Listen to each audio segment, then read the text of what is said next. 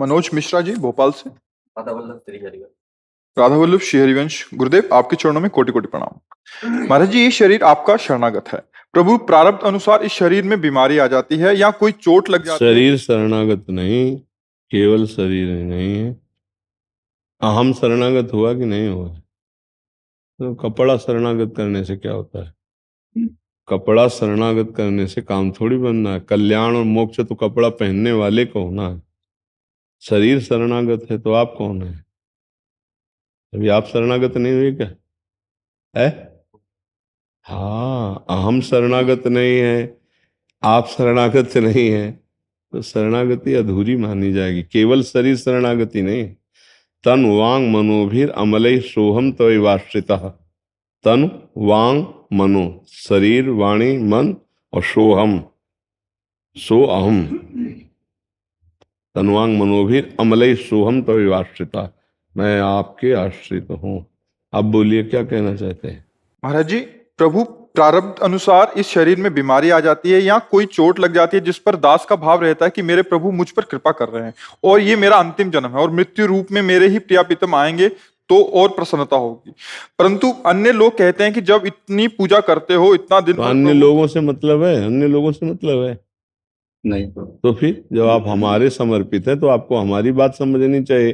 जो तुम्हारे अंदर आ रही है वो हमारी बात है, तो तुम्हें दूसरे की सुनने की क्या? दूसरे की सुनो तो हमारी बात छोड़ो, तो जाओ माया में। हमारी बात मान रहे हो तो दूसरे की सुनना बंद करो। ना काहू सो बोली बो, ना कोई व्यवहार, अपनी कुंवरी किशोरी को जियत निहार निहारी। एक मार्ग पकड़ो। सुने न काहू की कही, ध्यान से सुनिए, नारायण स्वामी का है। सुने न काहू की कही और कहे न अपनी बात, नारायण वा रूप में मगन रहे दिन रात। अपनी निष्ठा पे मगन रहो। ये संसार के लोग तो कुछ भी बोलते, बातुल भूत विवश मतवारे, ते नहीं बोले बचन विचारे, तिनकर कहा सुनी नहीं काना। उनकी बात सुनने के क्यों? तुम्हारी भक्ति तो इतनी बुद्धि है, जिनकी भक्ति के पहाड़ हैं उनको पहाड़ जैसा दुख भोगना पड़ा। अभी बैठे थे कि नहीं बैठे थे? तो फिर अपने को उसी निष्ठा में लाना है कि आखिरी जन्म में भगवान का जैसा तेरा किया मीठा लागे, तो जोई जोई प्यारो करे सोई मोहि भावे, बस राधा राधा राधा। ये संसार समुद्र है, निकल चलो चुपचाप तैर के। यहाँ कौन क्या कह रहा देखने सुनने में लगोगे फंस जाओगे। सीधे चलो, गुरु के वाक्य से ही मोक्ष की प्राप्ति होती है। मंत्र मूलम गुरु वाक्यम तो मोक्ष मूलम गुरु कृपा। और जब कह रहे हो मैं आपका समर्पित हूं, फिर क्या चिंता करना है? अच्छा, शरीर नाशवान, इसे जाना है, आपका भी जाएगा आपका भी जाएगा। अब इसके लिए कोई चिंता नहीं करनी। संसार में तुम्ही को केवल मरना हो तो परेशानी हो जाए, संसार में तुम्हारे ही शरीर में केवल रोग हो तो परेशानी हो जाएगी। बेचारा पूरा संसार निरोग है, ये बेचारा रोगी है, या पूरा संसार नहीं मरेगा, ये बेचारा मरेगा, ऐसा तो नहीं ना। इसका नाम मृत्यु लोक, यहाँ सब मरेगा पक्का। तो इसलिए बहुत विवेक पूर्वक धैर्य पूर्वक हम संतों की बात सुने, संसारियों की बात क्यों सुने? संसारी पुरुषों की बात सुनने लायक है। पागलों की सलाह मानी जाती है, ये पागल हैं, अपने भोगों में रत हैं, इनका अलग स्वरूप है। विवेकवान ऐसे पागलों की बात नहीं सुनता। बातुल भूत विवश मतवारे, ते नहीं बोले बचन विचारे, तिनकर कहा सुनी नहीं काना। तुम मुस्कुरा दो, राधा चल दिए के बल से। और क्या, तुम मुस्कुरा दे। जैसे कोई उपहास करे ना तो उसमें बोर नहीं होना चाहिए। जय जय श्री राधे चल दिया, वो आदमी सोचे खीस माटी का बना हुआ है आदमी, इसको बुरा ही नहीं लगता। ऐसा भक्त होना चाहिए। हमको आनंदित होना है। वो हम जल गए कि इसने ऐसा क्यों कह दिया, तो हम सबके मुंह थोड़ी बंद करेंगे। हमको अपना मुख प्रसन्न रखना है, अपना हृदय निर्विकार रखना है। यहाँ आनंद है ना, सब आनंद है बस। धीर जी सूरत से। राधा वल्लभ श्री हरिवंश। महाराज जी, महाराज जी, मेरा प्रश्न है कि स्थूल कारण और सूक्ष्म शरीर से ऊपर कैसे उठा जाए, उसकी क्या प्रक्रिया है? पहले नाम जप करो, नाम जप। कांटे से कांटा निकलता है, कांटा लगाओ तो कांटे से निकलता है। आकार में फंसे हो, आकार से शुरू करो। प्रभु की छवि विराजमान करके उनकी पूजन शुरू करो, उनको भोग लगा के पाओ, उनके चिंतन में रहो, नाम जप करो, सत्संग सुनो, लीला गायन करो। गंदे आचरण ना होने पावे, पाप कर्म ना होने पावे, तो धीरे धीरे ज्ञान प्रकाशित होगा। तो ज्ञान के द्वारा तीनों शरीरों से हम राग रहित होते हैं। यद्यपि हम हैं अब भी राग रहित ही हैं, पर अज्ञान भ्रम वो हमको रागात्मक फांसे हुए नहीं। चैतन्य घन कभी जड़ में बंधन हो ही नहीं सकता। जड़ चेतन ग्रंथि पड़ गई यद्यपि मृषा, पर छूटति कठिनाई। छूटना बड़ा कठिन इसीलिए हो रहा है, भजन नहीं है। भजन और सद आचरण, चरित्र पावन और भजन खूब, तो अभी सब समझ में आने लगेगा। अब यहाँ थोड़ा बारा भजन भी होता है, गंदी बातें देखते, गंदी बातें सुनते, गंदी बातें गंदी क्रियाएं करते। तो इसलिए हाथी स्नान जैसे नहा के निकला, धूल भरा, ऊपर सब डाल लिया, तो उससे कोई लाभ नहीं मिल पाता है। अगर चरित्र पावन रखे, देखो चरित्रहीन होकर के साधन ऐसे होता है जैसे चलनी में गैया है तो दूध उसको एक बूंद पीने को नहीं मिलेगा। चलनी में गैया है और दोष दयु को दे, हरिगुरु कहो न मानहि, तो अपनो ही फल ले। अब कह रहे हमें बहुत समय हो गया साधन करने, कोई लाभ तो मिला नहीं। इसलिए लाभ नहीं मिला कि जैसे चलनी में गैया है उसे दूध पीने को मिलेगा क्या? तो ऐसे चलनी हो, काम क्रोध लोभ मोह मद मत्सर जब जहां जैसे खेल खेल रहे हो मनमानी, और कह भजनानंदी भी बनते हो कि हमें भगवान भी मिल जाए, तो फिर अब संभलना पड़ेगा भाई। उन छेदों को बंद करो तब तो दूध टिके। पात्र छेद रहित हो तब उसमें दूध टिके। तो इसीलिए संतों का संग किया जाता है कि हम अपने दोषों को देखें। संत संग एक दर्पण है जिसमें हम अंतःकरण के दोषों को देख सकते हैं। जहां हम सत्संग सुनते तो हमें पता चलने लगता है हम कितने गहरे पानी में हैं या हमारा कितना दोष है, वो सब निकालना है।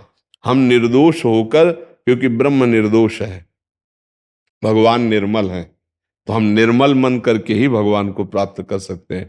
तो नाम जप करो, जिन बातों को पता है गंदी बातें उनसे दूर रहो, उनसे दूरी बनाओ, और खूब भगवान और गुरु के आश्रित भाव रखो, तो वही ज्ञान प्रदान करते। ज्ञानदाता भगवान है, और जब ज्ञान हो जाता तब ऐसे दिखाई देता है। जैसे आपका शरीर दूर अलग, ऐसे शरीर स्थूल अलग दिखाई देता है, अंतःकरण अलग दिखाई देता है, स्वभाव अलग दिखाई देता है।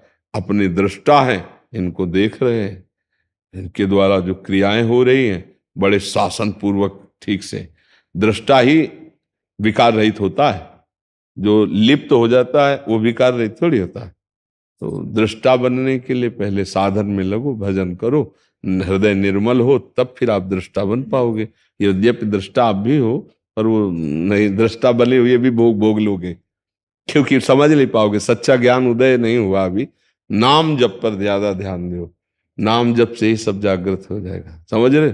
साधु संग और नाम जप, सत्संग और नाम जप, ये दो ऐसे साधन है जो सब कुछ प्रकट कर देंगे। भक्ति, ज्ञान, वैराग्य सब प्रकट हो जाएगा जी। श्याम सुंदर दास जी, बंसीवट से। जी महाराज जी दंडवत प्रणाम।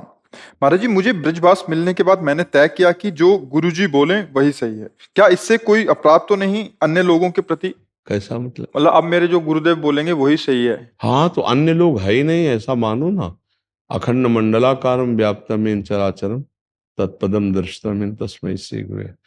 गुरु को एक सीमा में नहीं रखा जाता,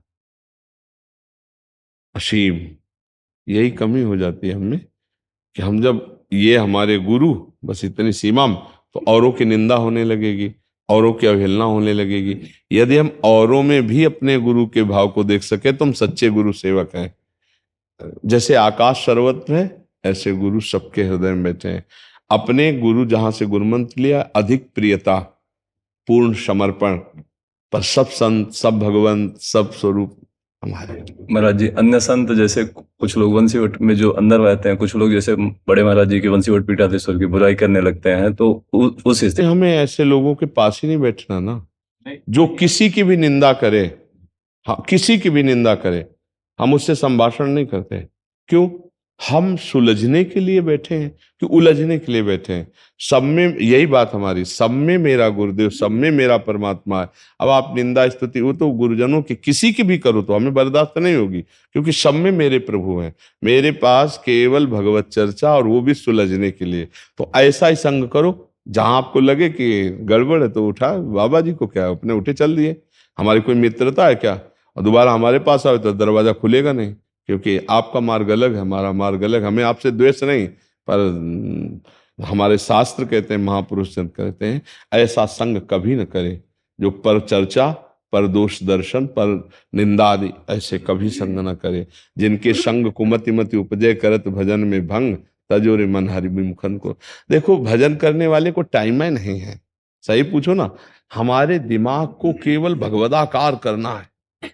ये भ्रम है कि कोई बुरा है यहाँ। तुमको सच्ची बता दे, शीशे लगे हैं अलग अलग, एक सतोगुणी, एक तमोगुणी, एक रजोगुणी, तो उनसे वो परमात्मा का रूप अलग अलग नजर आ रहा है।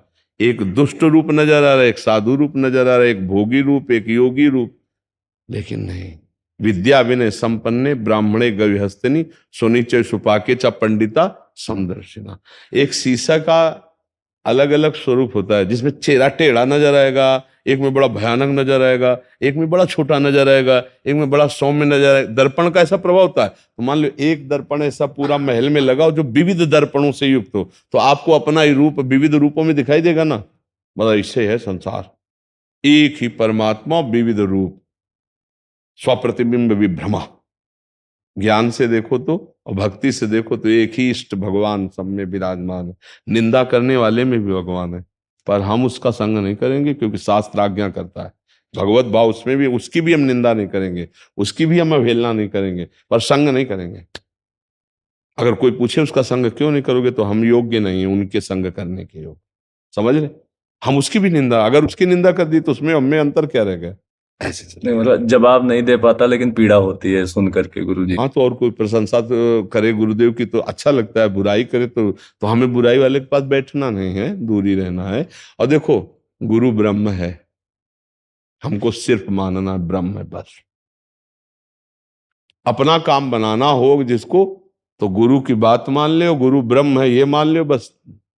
दुनिया की बातें न सुने, नहीं तो अगर दुनिया की बातें सुनेगा ना, तो आपको सच्ची बता दें, शुद्ध सोने का कोई गहना बन ही नहीं सकता। शुद्ध सोने का कोई गहना नहीं, उसमें मिलावट होगी। संतों के चरित्रों में ऐसी बातें पाई गई है जो पचेंगी नहीं। बड़े बड़े महापुरुषों के, हमने खुद एक बड़े महापुरुष जिनको शरीर की भी शुद्ध नहीं, अब जैसे लोग आके बैठे थे तो ऐसे, बच्चा तुम्हारे गाय है? तो कहते हाँ स्वामी जी, रबड़ी नहीं पाई बहुत दिनों से, थोड़ी रबड़ी बच्चा। हाँ स्वामी। अब जो माताएं बहनें आती, बहू, हाँ स्वामी जी। कढ़ी बना लेती हो? हाँ स्वामी जी, बहुत दिन तक कढ़ी नहीं पाई, स्वामी जी आज ही बना के ले आए। हाँ ले आओ बच्चा। अब बताओ आप क्या सोचोगे कि कढ़ी और रबड़ी में बाबा जी का तो जबान फंसी, ये ब्रह्मबोध कैसे हो? और स्थिति ऐसी है कि शरीर की शुद्ध नहीं, तभी समझ में नहीं आता कि महापुरुषों की लीला क्या है। तो इसलिए हमें चाहिए कि गुरुजनों के चरित्र पर हम ना जाए, गुरुजनों के उपदेश पर जाए। वो कैसी लीला, कब कहाँ क्या, वो भगवत स्वरूप। यदि अपना कल्याण करना हो, और ये तुम्हें पक्का बता दें कि शुद्ध सोने के गहने नहीं होते, मिलावट होती है। तो जड़ चेतन गुण दोष में विश्व कीन करतार। अगर तुम थर्मामीटर लगाओगे तो 90 गुण होंगे तो 10 दोष होंगे। तो संत हंस गुण गाहे पे परिहरिवार विकार। संत जन गुण ग्रहण करते, दोषों का त्याग कर देते हैं। इसीलिए शास्त्र आज्ञा करता है, गुरुजनों के जो वचन से चरित्र मिलते हो वो अनुसरण करे, नहीं तो हर बात गुरुजनों की अनुसरण ना करे। जैसे आद्य गुरु भगवान शंकराचार्य जी एक जगह मछली बिक रही थी, तो ऐसे खड़े हुए, ऐसे मछली, 4 जो शिष्य थे उन्होंने नहीं खाया, और जो थे कि गुरु जी खा रहे, हम भी खा लिए। देखा ऐसे आगे बढ़े तो कांच उबाला जा रहा था, नारियल के खप्पर में गरम उबला हुआ कांच, वो तो महायोगी आद्य गुरु भगवान शंकराचार्य। अब वो जो शिष्य मछली पाए थे उनकी तरफ देखा, कहा पियो। अरे बोले गुरु जी मर जाएंगे इसको पिएंगे। तो मछली क्यों खाई? बोले आपने खाया इसलिए खा ली। तो बोले हम भी तो कांच पी रहे, पियो। ऐसे की सो जिंदा मछली निकले, जल में छोड़ दी। अब वो तो महायोगी थे, और वो सब लीवर में जाके पच रहे।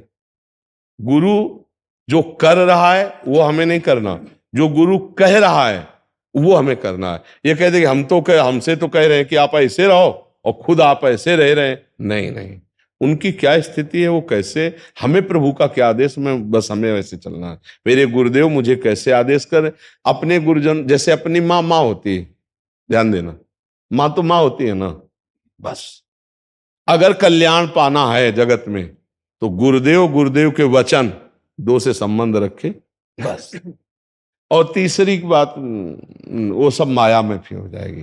गुरु वाक्यम और गुरुदेव के चरणारविंद साक्षात परब्रह्म परमात्मा, और दूरी बना के रहे संसार के व्यक्तियों से। अपने गुरुजी अपने ब्रह्म हैं, अपने प्रभु हैं। क्या खा रहे हैं, क्या पी रहे हैं, कैसे उठ रहे हैं, कैसे बैठ रहे हैं, मुझे जो आज्ञा है मैं वैसे जी रहा हूं, और उनके लिए जो आज्ञा है मैं वैसा कर रहा हूं। बस ऐसा भाव रखे, जो आज्ञा जैसे मेरे प्रीतम मेरे प्रभु, तो वही भगवान का साक्षात्कार हो जाएगा। गुरुजन जानबूझ के कुछ ऐसी लीला करते हैं जिनको पार पाना बहुत कठिन है।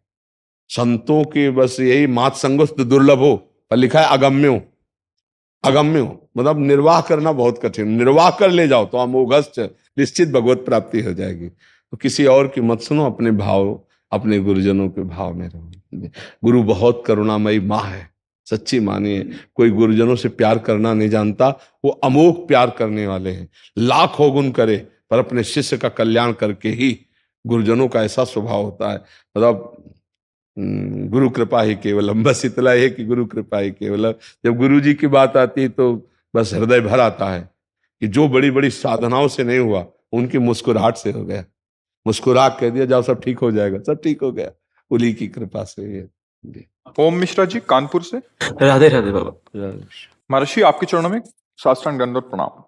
महाराज जी, हम आपके बल से स्वयं को आपका शरणागत मानते हैं। जीवन की हर स्थिति में प्रथम आपका स्मरण हो ऐसा प्रयास करते हैं। महाराज जी, हम शरणागत हो गए हैं, इसकी पुष्टता कैसे होगी? जब हमारे हृदय में कोई दुख की वृत्ति आवे तो उस समय हमारा मन कहाँ भाग के जाता है, या सुख की वृत्ति आवे कहाँ भाग के जाता है, वही आश्रय माना जाता है। दुखद और सुखद परिस्थिति में मन की पहली वृत्ति कहाँ गई, ये देखना आ जाता है। अगर किसी व्यक्ति की याद आई कि उसको फोन करें, समस्या का समाधान हो जाएगा, या सुखद वृत्ति आई तो जिसकी याद आई वो कौन सा है, कोई व्यक्ति है या भगवान है या गुरुदेव है, तो जहां हमारी वृत्ति प्रथम वृत्ति जाए, प्रथम वृत्ति, वहां आश्रय माना जाता है। सुख या दुख के संयोग के समय जिसकी हमको पहली वृत्ति बार बार जाए तो समझ लेना चाहिए कि ये अभी हमारा आश्रय बना हुआ है। व्यक्ति है या धन है या कोई पद है या कोई पदाधिकारी है या श्री भगवान है या गुरुदेव है। अगर हमारी पूर्णता हर वृत्ति भगवान में जाती है तो सब, जैसे भारी दुख की परिस्थिति, लगता मेरे प्रभु ने विधान किया है। अगर बचने की भावना है तो प्रभु ही बचाएंगे। मुझे किसी व्यक्ति का भरोसा, व्यक्ति का आश्रय, जैसे गोस्वामी तुलसीदास जी कह रहे हैं, बने तो रघुबर ते बने, बिगड़े तो भरपूर, तुलसी और अन ते बने, ता बनबे पे धूर। ये शरणागति हमारे बने तो प्रभु से बने। सुख है तो जय जय श्री राधे, और दुख है तो जय जय श्री राधे। हम किसी से नहीं, अपने आराध्य देव तो माना जाएगा कि आप शरणागत हैं। जिसका चलते फिरते उठते बैठते हर समय भगवान का भरोसा, उन्हीं का चिंतन, वो भगवान का शरणागत माना जाता है। समझ पा रहे हो आप जी? ध्रुव आहूजा जी कनाडा से। राधे राधे। राधे राधे गुरुजी। गुरुजी, मैं कनाडा का रहने वाला हूँ। श्री जी की कृपा से 5.5 साल बाद इंडिया वापस आना हुआ है, और आपकी कृपा से आज आपके दर्शन का सौभाग्य प्राप्त हुआ है। गुरुजी, मैं सोशल मीडिया पर आपकी वीडियो देखता हूँ। लाखों इंटरनेशनल स्टूडेंट्स जो पढ़ने गए हैं या मेरे जैसे जो वहीं सेटल होने गए हैं, वो सब आपको सुनते हैं। मेरा क्वेश्चन यह है कि जैसे यहाँ पर लोग अपने भगवान के दर्शन करने फट से भागे चले आते हैं, जब भी उनके मन में मतलब कोई विपत्ति आती है या लगता है कि विश्वास की कमी हो रही है या भाव में, तो उनका विश्वास बढ़ जाता है। पर हम हजारों किलोमीटर दूर, मैं 13,000 किलोमीटर दूर रह रहा हूँ, सभी धाम इंडिया में आना डेली लाइफ में बहुत मुश्किल हो जाता है। आप क्या समझते हैं कि मंदिर में ही केवल भगवान है? भगवान क्या आपके हृदय में नहीं है? आपको कहीं जाने की जरूरत नहीं है, आपको पुकारने की जरूरत है। जब समस्त देवता, पृथ्वी, भगवान शंकर, ब्रह्मा आदि एकत्रित हुए तो रावण के अत्याचार से पीड़ित होकर तो उनका कहाँ जाया जाए, क्योंकि भगवान ही इस दुख का निवारण कर सकते हैं। कोई कहता है क्षीर समुद्र चलें, कोई कहता है बैकुंठ चलें, अमुक अमुक जगह। तो भगवान शंकर परम ज्ञानियों में श्रेष्ठ हैं। तो उनका ते ही समाज गिर जा में रहे हूँ, अवसर पाई बचन एक कहे हूँ। हरि व्यापक सर्वत्र समाना, प्रेम ते प्रगट हूँ ही मैं जाना। भगवान शंकर कहते हैं कि उसी समय मुझे अवसर मिला और मैंने कहा कहीं जाने की जरूरत नहीं, हरि सर्वत्र रूप से समान भाव से विराजमान है। अगर मैं आर्त भाव प्रेम से पुकारूं तो यही हरि प्रकट हो जाएंगे। और ऐसा ही हुआ।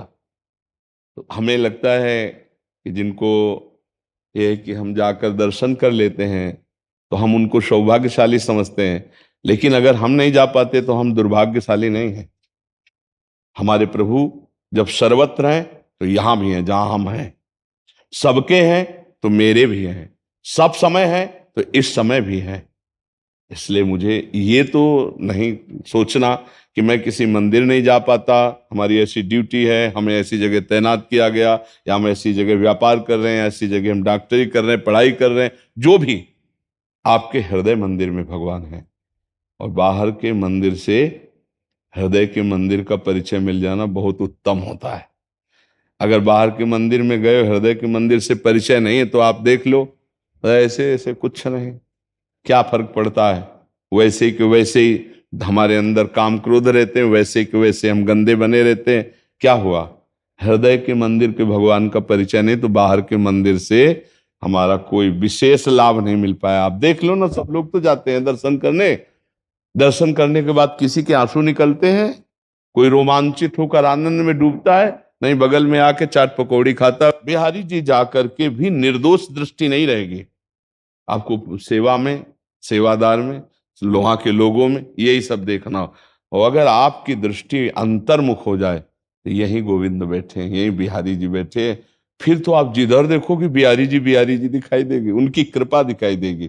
तो आप अंदर नाम जप करो और हृदय से प्रभु को प्रेम करो और कहो कि प्रभु हम तो मालूम नहीं आ सकते, लेकिन आप सर्वत्र हो। मैं आप जहां भी हो, अगर यहाँ हो तो यहाँ, बाहर हो तो बाहर, अगर वृंदावन में तो वृंदावन। आप सुन सकते हो मेरी बात।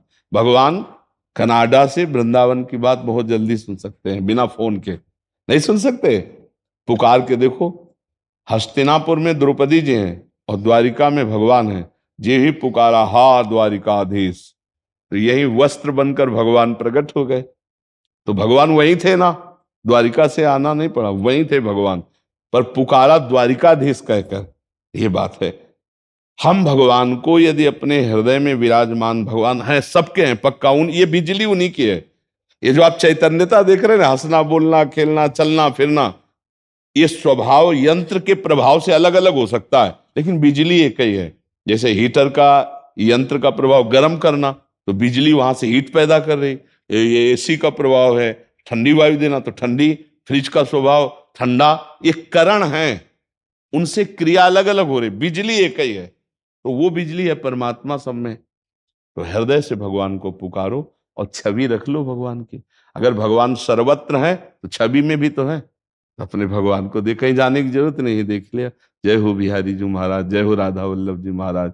और आजकल तो बहुत कृपा है, इंटरनेट और मोबाइल का जमाना है। सत्य मानो, मोबाइल से जो सुन रहे हो तो उसका चमत्कार ना हुआ होता तो आप यहाँ ना बैठे होते।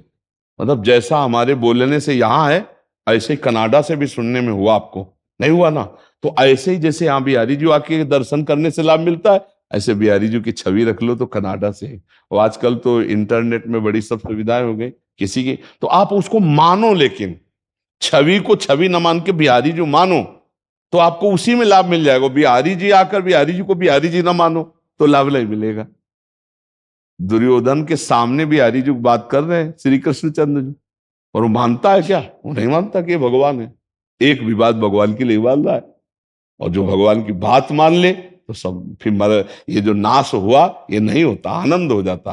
तो हम माने कि जो छवि में भगवान है वो हमारे हैं, जो हृदय में भगवान है वो हैं, और ये नाम जप करें और हम भाव से रहें। हमको दुखी नहीं होना कि हमें भगवान ने वहां रख दिया तो हम यहाँ भारत में होते तो जल्दी आके दर्शन कर लेते। ऐसा नहीं, आप जहां हो आप भगवान के हो, जहां आप हो वहीं भगवान है। बस नाम, हमारी प्रार्थना सबसे ही रहती है, अपने कर्तव्य को पूजा समझो और नाम जप करते रहो। नाम जप से बड़ा मंगल होता है, नाम जप ही सब कुछ है। चाहे जिस हम ग्रंथ में, चाहे जिस पंथ में, जिन संतों की वाणी पढ़ रहे हैं, सब में सार बात आती है, साधु संग और नाम जप, दो से परम कल्याण है, दो से परम पदवी। तो मान लो साधु संग आप 5.5 वर्ष बाद यहाँ आप आए हैं तो मिला, लेकिन आपको साधु संग वहां मिल रहा था, नहीं मिल रहा था तभी तो आप मोबाइल में जब, तो साधु संग मानो, उसे मत मानो कि मोबाइल से कर रहे हैं, साधु संग मानो कि आज भगवान की बड़ी कृपा है, यंत्र के द्वारा जो वृंदावन में हो रहा, बैठे बैठे हम कनाडा से देख रहे हैं, अमेरिका से देख रहे हैं,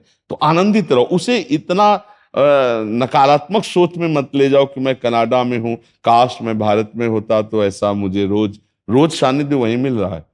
आप रोज राधा वल्लभ जी की आरती दर्शन कर सकते हो। आजकल सब वो जमाना है ना, सब यंत्रों में डाल दिया जाता है, लाइव चलता है, इधर आरती हो रही, उधर आप बैठे बैठे देख सकते हो, अमेरिका से बैठे बैठे दे। तो आजकल तो दुखी होने का, अगर आप सत्य मानते हो तो, अगर आप मानते हो कि ये तो मोबाइल से है, जो आनंद सामने बैठ करके है, तो फिर वो आपको दुख होगा। आप ऐसे मोबाइल, एक रुमाल बिछाओ, वैसे रख दो, जय संत भगवान, अब शुरू हो प्रवचन, शुरू ऑन कर दिया, अब बैठे आंख मूंदे, मानो आप राधा के कुंज में बैठे सत्संग सुन रहे वृंदावन में, आपको वैसे ही आनंद मिलेगा। आप तन्मयता पूर्वक सुने तो आपको वैसे ही आनंद मिलेगा। आप माने तो है, ना माने तो फिर नहीं, मानने का सारा खेल है। तो हम भगवान के हैं, भगवान जहां हम हैं वहीं हैं हमारे, हमको चिंता करने की जरूरत नहीं। दो काम करो, रोज सत्संग सुनो, नाम जप करो। तो सत्संग सुनोगे तो गंदे आचरण छूट जाएंगे, नाम जप करोगे तो हृदय में आनंद और बल प्रकट होगा, अध्यात्म बल, उससे आप विजयी हो जाओगे। कई बार हम कहा है कि बाहरी शत्रु को मारने के लिए हमारे पास कलाएं हैं, लेकिन अंदर के शत्रु को कैसे मारे? काम को, क्रोध को, लोभ को, मोह को, मद को, मत्सर को, ये इतने बड़े दुश्मन है कि हमारा जीवन बर्बाद कर देते हैं। तो हम ये कहते हैं अध्यात्म की सबको जरूरत है। अगर आप अध्यात्म को धारण करेंगे तो आप अपने अंदर के शत्रु को काबू में कर सकेंगे। ये हमें चाहिए कि हम अध्यात्म के द्वारा अपने को बलवान बनाए। आंतरिक शत्रुओं को जिसने पराजित कर दिया, तो बाहरी शत्रु को पराजित करना उसके लिए कोई बड़ी बात नहीं है। बाहरी शत्रु पराजित करने के लिए हम सब कलाएं जानते हैं, लेकिन आंतरिक शत्रु को पराजित करने के लिए नहीं जानते, तो धोखा हो जाएगा। हम घर में ही परेशान हो जाएंगे, हम अपने आप से परेशान हो जाएंगे।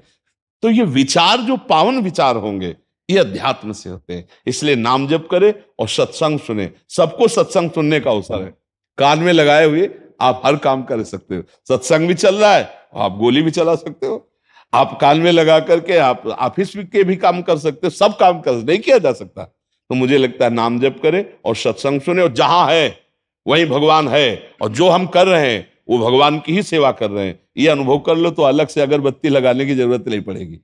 सच्ची मानिए, अर्जुन कह रहे मैं सन्यास लूंगा, भिक्षावृत्ति से जूलूंगा, इनको नहीं मारूंगा। भगवान हंसकर कहते हैं अज्ञान की बात करते हो, मार इनको। बस ये बात समझना है, गीता क्या कह रही? अपने कर्तव्य को ही पूजा मानो। कर्तव्य में मिस्टेक ना होने पाए, तुम्हारी सच्ची पूजा हो गई। अब हम लोग कर्तव्य को संसारिक समझ लेते हैं, अगरबत्ती और आरती को पूजा मान लेते हैं, नहीं मान लेते, तभी हम परेशान हो जाते हैं। पूजा का स्वरूप दो नहीं रखना, एक ही रखना है। जो भगवान ने हमें कर्तव्य दिया, ये हमारी पूजा है। और स्मरण, हम राधा राधा, कृष्ण कृष्ण, राम राम, हरि, ये तो इसमें ना नहाने की कोई समस्या है और ना इसमें खाने की कोई समस्या है। जब मिले जैसे मिले, जय भगवान की पा लिया और अपने कार्य में रत है अपने। हाँ, ये जरूर है कि अगर हम गंदी चीजें खाएंगे पिएंगे तो भजन में मन नहीं लगेगा। हमारा तात्पर्य सात्विक वस्तुओं से है कि जैसा भी भगवान यथा योग्य जो भगवान दे रहे उनको। ऐसे धर्म बड़ा सूक्ष्म, उसको समझना होता है। ऐसी परिस्थितियों से धर्म का निर्णय, जो अज्ञानी लोग होते हैं वो नहीं समझते।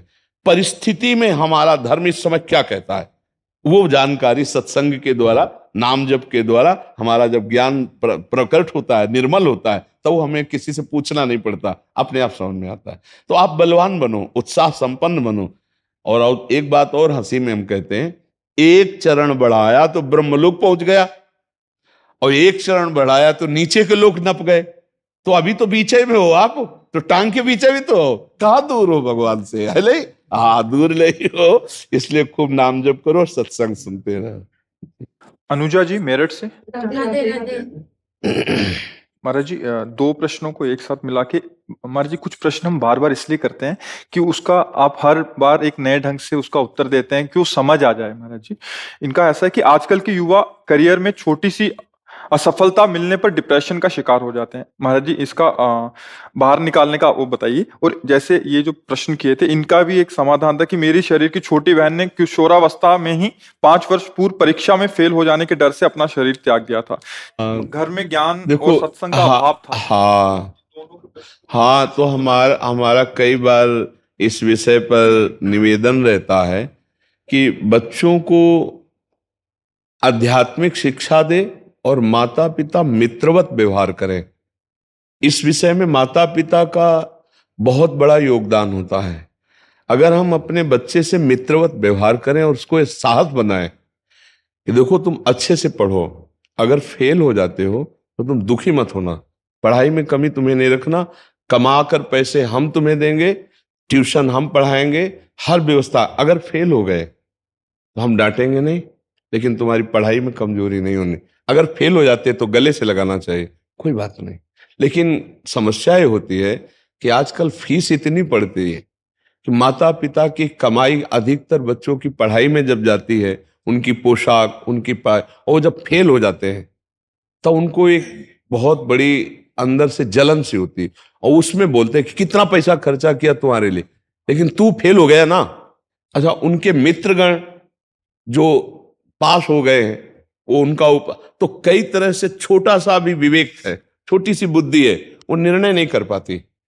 उस समय माता पिता का सहयोग बहुत जरूरी है। ऐसे बच्चों को बहुत दुलार कर, तू चिंता मत करना, अगली बार तुझे और हम ट्यूशन लगाएंगे और अच्छे से पढ़ाएंगे, तू फेल हो गया कोई बात नहीं, ऐसा दुलार करना चाहिए। या जैसे वो परीक्षा देने जा रहे हैं, पास ही होना चाहिए, मतलब उनको इतना दबाव डाल दिया दिमाग में। अब उनको अगर ये आभास भी हो गया कि मैं सही पेपर नहीं दे पाया तो फेल हो, तो फिर वो जो ये बताए ना, वो करने के लिए उनको और कोई रास्ता नजर नहीं आता।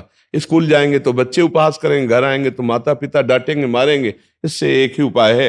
अच्छा, वो इसके परिणाम को तो जानते हैं नहीं बच्चे। मुझे लगता है कि इसमें माता पिता का बहुत बड़ा योगदान होना चाहिए। बच्चों के जीवन के उत्थान और पतन में माता पिता का बहुत योगदान होता है। अब जैसे किसान आदमी है, अब वो गेहूं बेचकर फीस देता है, अब बच्चा फेल हो गया तो उसके लिए तो बहुत बड़ी हानि का विषय हो गया ना। अब उसको सिंचाई भी देनी पड़ती, खाद भी देनी पड़ती, उसी से भोजन भी होना है, उसी से पोशाक भी बननी, उसी से बेटी का ब्याह, उसी से पढ़ाई करनी। अब ऐसे लोग जब टार्चर करते हैं ना बच्चे को, देखो ना पड़ोसी का लड़का पास, अब वो लड़का क्या सोचेगा और उसका दिमाग क्या सोचेगा कि अब मैं कैसे जीऊं। तो उसको छोटे छोटे बच्चे, उनका निर्णय, छोटे छोटे क्या जो डिग्रियां कर रहे हैं, वो आए थे ना कोटा से, वो प्रश्न। तो एक भाई और उसका दूसरा भाई, दोनों भाई आए, जी। वो कह रहे हैं कि एक आईएएस की तैयारी कर रहा है। वो कह रहा है 1.5 साल हो गया मेरे को तैयारी करते हुए, घर से पैसे लेके तैयारी कर रहा हूँ, अभी मैं इतना घबरा गया हूँ अंदर से, मेरे को लग रहा है कि मैं फेल हो गया तो मेरा क्या होगा। 1.5-2 साल बर्बाद हो गए, पिताजी का पैसा लगा, भाई का भी पैसा लग रहा है, इसलिए मेरा आत्मविश्वास इतना डगमगा गया कि मेरे को आगे नहीं डगमगाना चाहिए। इसीलिए अध्यात्म की जरूरत है। सुख दुखे समय कृत्वा लाभा लाभो जया जयो, नहीं डगमगाना चाहिए। हम अविनाशी के बच्चे हैं, अगर एक तरफ हम फेल हो जाते हैं तो हम किसी तरफ तो पास होंगे, हम चलेंगे।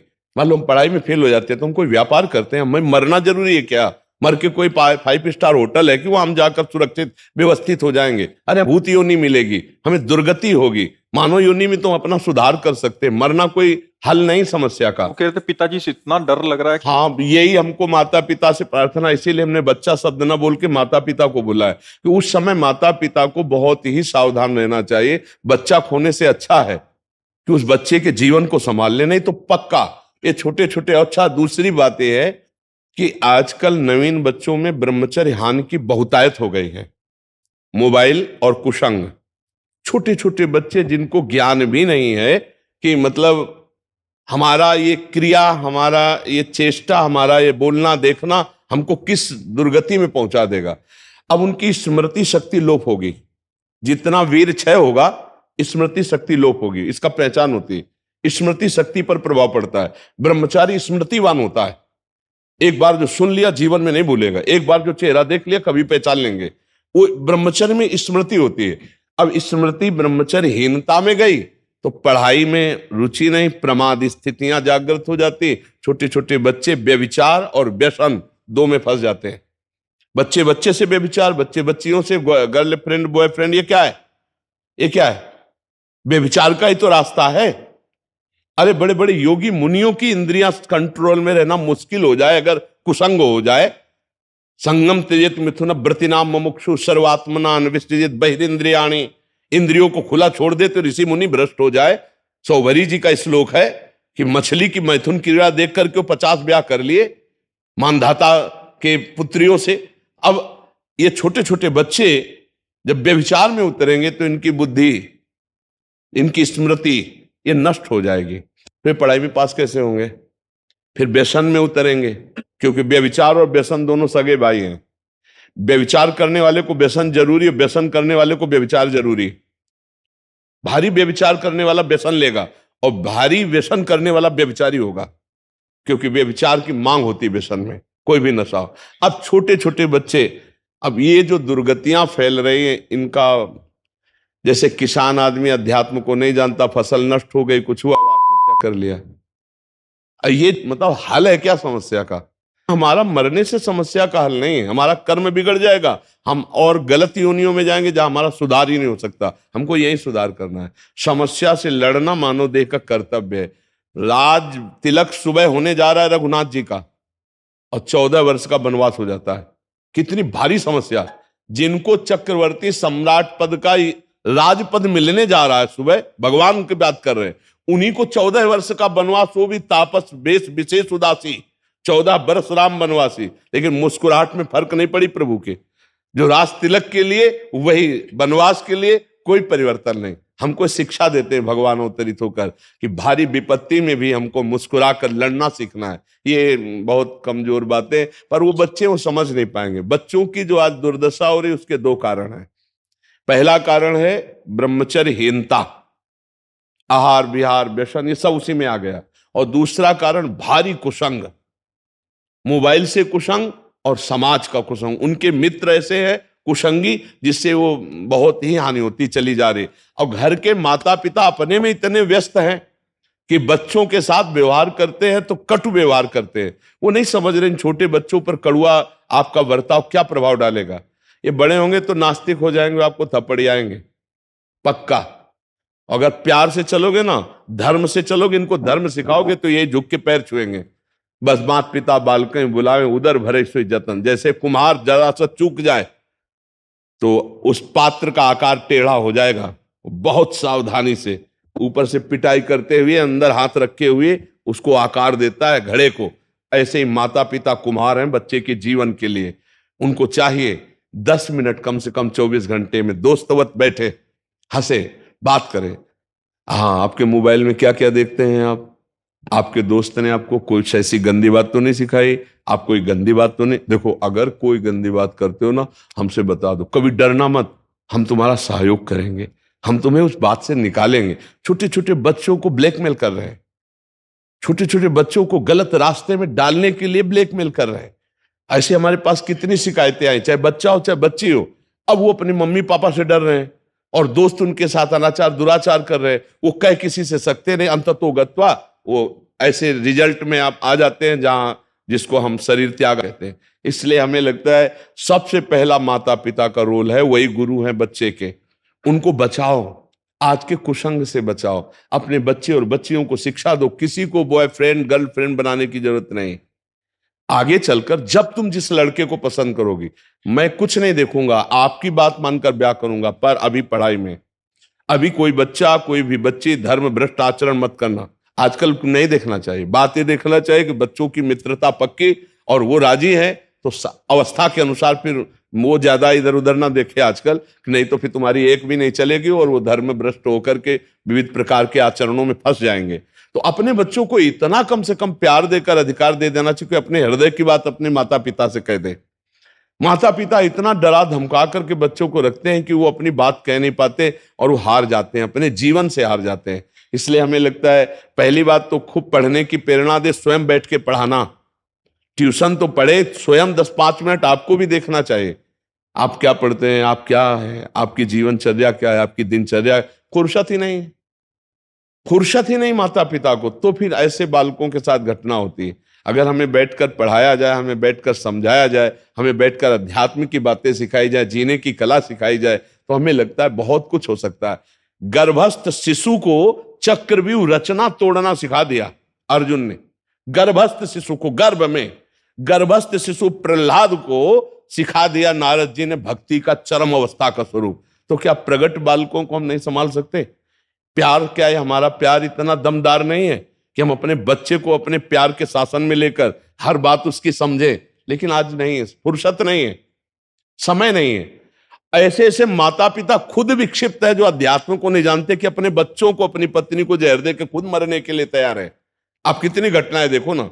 मुझे लगता है अध्यात्म के बिना पशुता जाती नहीं है। अध्यात्म रोज नियम से हमें सत्संग सुनना चाहिए, शास्त्र स्वाध्याय करना चाहिए, रोज नाम जप करना चाहिए, पवित्र आहार करना चाहिए, शराब पीना, मांस खाना, व्यभिचार करना, पराई स्त्री या पुरुष से संयोग करना, इनका त्याग कर दो। देखो बुद्धि कितनी सुंदर हो जाएगी। आप ब्रह्मचर्य रहिए कुछ महीने या कुछ वर्ष और फिर संतान का योग, देखो आपकी संतान कैसे आती है। अब आप खुद भ्रष्ट हो तो संतान ब्रह्मचारी थोड़ी पैदा हो जाएगी, संतान विवेकवान थोड़ी पैदा हो जाएगी। तो इसलिए हमें लगता है सुधार तो किसान का खेत जितना अच्छा होता है और बीज जितना अच्छा होता है उतनी अच्छी फसल होती है। चरित्र सही होना चाहिए और विवेक सही होना चाहिए माता पिता का, तब बच्चों का उन्नति होती है। तो अगर शिक्षा दी जाए बेटों को कि प्रातःकाल उठ के रघुनाथा मात पिता गुरु नावै माथा, ये सिखाया गया था हम लोग। कर आगे वस्ते लक्ष्मी कर्म दे दो, धरती के पैर छू, ये सब। अब आजकल कौन पुत्र अपने माता पिता के पैर छूता है? माथा रख के प्रणाम करे माता पिता। हमें लगता शर्म लगेगी शायद बच्चे को माता पिता के चरण छूने में। क्यों? बूढ़े माता पिता के चरण छूना तो बात जान दो, उनको थपड़ियावे ना, बस इतनी बड़ी कृपा है। उनको पीठ न दे यही बड़ी कृपा है, उनको भोजन दे दे यही बड़ी कृपा है। तो आज जो समस्याएं बढ़ रही वो धर्म विहीन आचरणों के कारण बढ़ रही हैं। आज जो इस तरह की घटनाएं हो रही हैं, हमारा सौहार्द खत्म हो चुका है, वासना छा रही। माता पिता अपने में नहीं संभल पा रहे तो बच्चों को कैसे संभाले? माता पिता खुद नहीं समझ पा रहे हमारा धर्म क्या है तो बच्चों को कैसे संभाले? बच्चों की बहुत छोटी बुद्धि होती है, उनको समझाने के लिए छोटा बनना पड़ता है। जैसे छोटे बच्चे को खिलाने के लिए आप घुटनों के बल चलते हो तो हंसता है ना, ऐसे ही जब बच्चा 8-10 वर्ष का हो तो उसके जैसा बन के बात करे, उससे प्यार से बात करे, कभी गोद में बैठा ले, दुलार करे, उसकी जानकारी ले, उसकी वृत्ति कहाँ जा रही। अब 15-16 वर्ष का है तो दोस्त की तरह बात करे, आइए बैठिए, आप अपना मोबाइल दिखा सकते हैं, आप क्या क्या देखते हैं, आप किससे प्यार करते हैं, क्या बात करते हैं, कैसे आचरण है, आप कृपा करके दिखा सकते हैं? बिल्कुल दोस्त की तरह, जैसे दोस्त से बात करते हैं। नहीं नहीं, हम नहीं, देखो हम तुम्हारे पक्के दोस्त भी हैं, पिता भी हैं, जान की ताकत लगा देंगे, कहीं फंसने नहीं देंगे। ऐसे तो उसको लगेगा कि भारी से भारी गलती करके हम अपने पापा से बात कर सकते हैं, हम भारी से भारी गलती करके अगर पापा डांटेंगे तो मम्मी से बात कर सकते हैं। अब जब इतना प्यार दुलार नहीं है तो ये होता चला जाएगा। ये छोटे छोटे बच्चों को जो ये रोग लग रहा है बहुत खतरनाक लग रहा है। इनकी स्मृति चली जाएगी, इनकी जीवनी शक्ति लो हो जाएगी और ये अपना निर्णय करने में असमर्थ हो जाएंगे। इसलिए हमें लगता है हमारी नई पीढ़ी को माता पिता बचावें, मित्रजन बचावें। जो आजकल ये व्यभिचार प्रवृत्ति चल गई, इसे दोस्ती ना मानी जाए, बहुत खतरनाक। अपने बच्चों को बचाओ, ये गर्लफ्रेंड बॉयफ्रेंड इनसे बचाओ, लेकिन बचावे कौन? वो खुद लिप्त हैं। समस्या ये है कि बचाने वाले ही लिप्त हो रहे हैं। मतलब टीचर है, माता पिता है, उपदेशक है, पड़ोस के मित्र है, ये तभी बच सकते हैं ना जब ये अपने आप में हो। भाई टीचर सद्भावना युक्त हो, बच्चों को वैसे बैठा ला, जो खेलने का समय उस समय उनसे मित्रवत बात करें। लेकिन नहीं, किसी को फुर्सत कहाँ है। अगर टीचर अच्छी शिक्षा देगा तो ट्यूशन में देगा, अलग से ट्यूशन लो तो तुम्हें अच्छी शिक्षा देगा जिस विषय का। आजकल सब जगह गड़बड़ होना शुरू हो गया है, इसलिए समाज की विकृति बढ़ रही है। हमें तो लग रहा है अध्यात्म में सब संभले तभी हो सकता है, नहीं तो कोई उपाय आपको नजर आ रहा हो तो हमें बताइए। अध्यात्म के सिवा और कोई उपाय नजर आ रहा हो तो बताइए। बिना अध्यात्म में आप अपने को जब तक नहीं संभालेंगे तो अपने बच्चों को कैसे संभाल लेंगे। नई समाज हमारी अध्यात्म को समझ नहीं रही है, कैसे समझ जाएगी, कैसे संभलेगी। डॉक्टर, फिल्म और बड़े बड़े सीरियल, वेब सीरीज ये सब सपोर्ट कर रहे हैं, हस्तमैथुन को, गंदी बातों को, व्यभिचार को सपोर्ट कर रहे हैं। अब कैसे, अब हम लोग इसीलिए तो चुप हैं कि कैसे हम बोल कैसे सकते हैं, क्या बोलें, कैसे समझाएं हमारी बात। ये तो हम प्रणाम करते हैं आज के नवयुवकों को और अपने भारतवासियों को जो आज कुछ बात मान रहे हैं और मान करके चल रहे हैं और समझ रहे हैं। नहीं तो यार बाबा जी की बात, संत की बात कौन मानता है, सब मनमानी आचरण चल रहे हैं। ऐसी फिल्में दिखाई जाती हैं, ऐसी सीरीज, वेब सीरीज दिखाई जाती है जिनमें व्यभिचार प्रवृत्तियां बढ़े, जिनमें साधु महात्माओं का उपहास किया गया है, उनके वचनों की अवहेलना की गई है। तो कैसे वचन। अच्छा, नए बच्चे वेब सीरीज देखते हैं, भाई दोनों पक्ष दिखाए जाए। अगर हम कह रहे हैं कि कोई नाटक दिखाया जाए तो एक दिखाया जाए दंभी पाखंडी नाटकी का, तो एक सत्य का भी दिखाया जाए, जिससे यह भी तो पता चले कि जो नकली है उसका असली भी होता है। असली अगर नोट ना हो तो नकली उससे कैसे बनेगा, तो नकली यदि मिला तो असली होगा। तो दोनों पार्ट दिखाया जाए तो लोगों की श्रद्धा तो बढ़े। तो ज्यादातर पार्ट दिखाया गया नकली का ही। अब वो मनमानी आचरण कर रहे हैं, उनके ऊपर अंकुश करे तो कौन करे, दो ही हैं अंकुश करने वाले, या तो सदगुरु संत महात्मा ब्रह्म ऋषि, और या तो शास्त्र। तस्मात् शास्त्रम प्रमाणम ते कार्य कार्यो व्यवस्थित। शास्त्र पढ़ना नहीं, संतों की बात माननी नहीं। अब कैसे सुधार हो समाज का।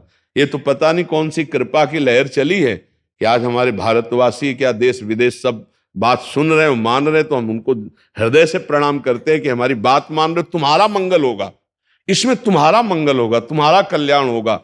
प्रभु से हम प्रार्थना करते हैं कि हे नाथ, जैसे हम पर कृपा कर रहे हो, ऐसे हमारे भारतवासी, हमारे देश विदेश में जो भी आपके वचन सुन रहे हैं, आपकी महिमा सुन रहे हैं, उनके हृदय का परिवर्तन हो। ये हमारा कोई जादू नहीं है, ये हमारे प्रभु का प्रताप है। उनसे हम प्रार्थना करते हैं आनंद पूर्वक जीवन। कितने लोगों का चलने लगा, कितने लोग गलत मार्गों से हट रहे हैं। ये बात अध्यात्म के बिना नहीं हो सकती। तो हमें लगता है कि माता पिता, मित्रजन, समाजजन अध्यात्म को समझे, भगवत मार्ग को समझे। जो ब्रह्मचर्य में ताकत है वो व्यभिचार में सुख नहीं है। जो व्यसन रहित होने में दैवत्व है, दैवी संपदा है, वो व्यसन करके आसुरी संपदा में नहीं है। जो आप सात्विक भोजन पाकर निर्णय करेंगे, वो मांस खा के निर्णय नहीं कर सकते। मांस खा के चर्बी बढ़ा सकते हो, अध्यात्म बल नहीं। अध्यात्म बल संकल्प बल होता है, पक्का समझना। संकल्प बल होता है, संकल्प बल में अपार सामर्थ होती है। अध्यात्म में हर कष्ट सह करके विजय पाने की लालसा, हर कष्ट सहकर।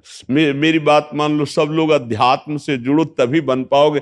ये मांस खाना, शराब पीना, जुआ खेलना, व्यभिचार करना, गंदे आचरण करना, इनसे सब पशुवत है आचरण, कुछ नहीं। हमें लगता है संभालना चाहिए अध्यात्म के द्वारा ही समझ। ये बहुत हम तुमको सच्ची कह रहे, मान लो भगवान के नाम में एक अपार सामर्थ है। अपार सामर्थ मतलब तुम्हें कैसे बताए। 100 ग्राम दुख है और 900 ग्राम सुख है। क्या करेगा दुख, अब बताओ। 100 ग्राम है ये दुख, 100 ग्राम, और ऊपर से लदा है 900 ग्राम सुख। क्या करेगा दुख। और अभी 1% सुख नहीं है और ऊपर से 1 किलो दुख लदा है। यह है संसारी पुरुष का लक्षण। और उसको कोई भरोसा ही नहीं भगवान का, और चिंता शोक में निमग्न रहता, चाहे अरबों रुपया कमा लो, वासनाएं तुम्हें जलाएंगी, पाप तुम्हें कष्ट देगा। चिंता शोक से तुम मुक्त नहीं हो सकते। इसलिए नाम जप करो, व्यसन रहित रहो, अपने बच्चों को आत्मवत प्यार करो, मित्रवत प्यार करो, उनको दुलार करके थोड़ा समय सबको चाहिए, चाहे ड्यूटी वाले हो, चाहे किसान हो, चाहे व्यापारी हो, अपने बच्चों को दो।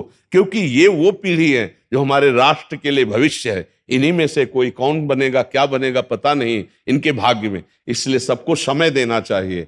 भाईचारा, मित्रता का व्यवहार, एक दूसरे से मिलकर उनके दोषों का नाश करना।